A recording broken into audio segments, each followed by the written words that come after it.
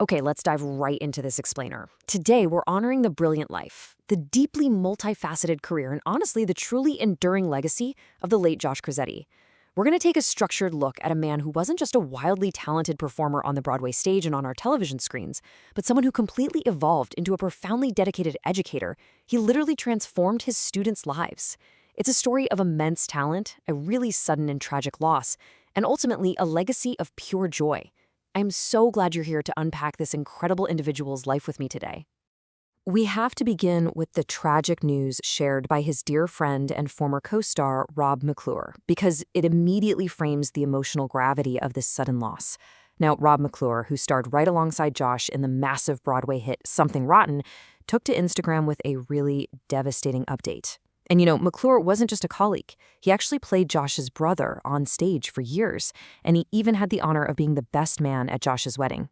Hearing this news from someone so intimately close to him, wow, it really brings home the profound shock and sadness rippling through the entire theater community.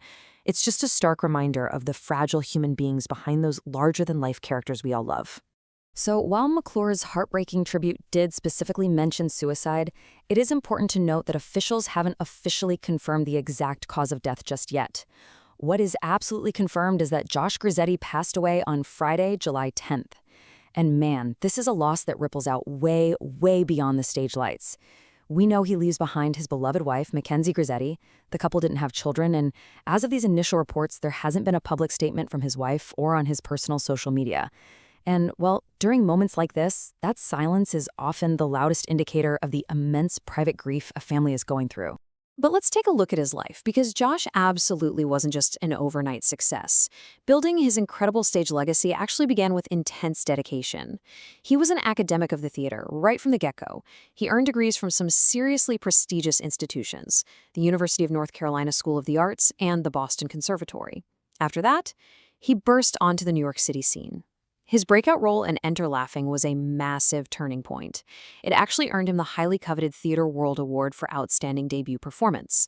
Then, fast forward to 2015, he becomes a truly popular name on Broadway with It Shoulda Been You.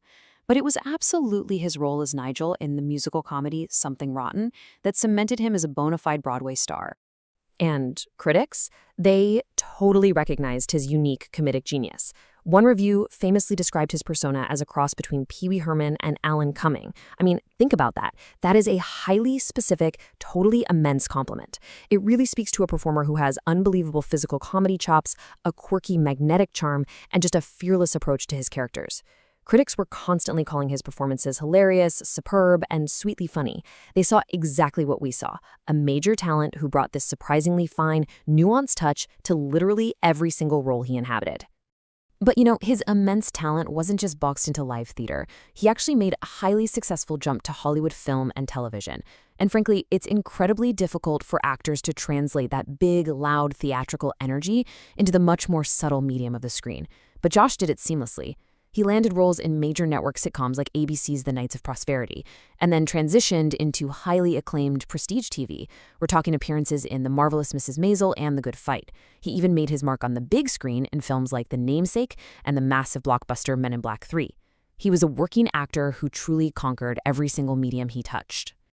Okay, before we explore his incredible pivot to teaching and those later chapters of his life, I want to take a quick second to ask you to please like, share, and subscribe to the channel. Honestly, supporting our content ensures that we can keep bringing you these detailed, structured explainers. If you're appreciating learning through this clear format, hitting that subscribe button is literally the best way to let us know. All right, let's get back into the fascinating evolution of Josh's career. There is just this beautiful contrast between his era as a working Broadway star and his later, deeply impactful role as a dedicated theater professor. For years, he was the quintessentially successful actor, right? Award-winning stage performances, robust TV and film credits, top-tier representation in both NYC and LA, the whole shebang. But then, he transitioned into an entirely different kind of success. He stepped away from the spotlight to become a renowned professor. It is so incredibly rare to see an artist at the absolute height of their performing powers pivot completely to academic leadership and mentorship like that. So how did that happen? Well, when COVID-19 shut down Broadway and film sets all over the globe, Josh didn't just sit around and wait for the phone to ring. He actively took control of his next chapter.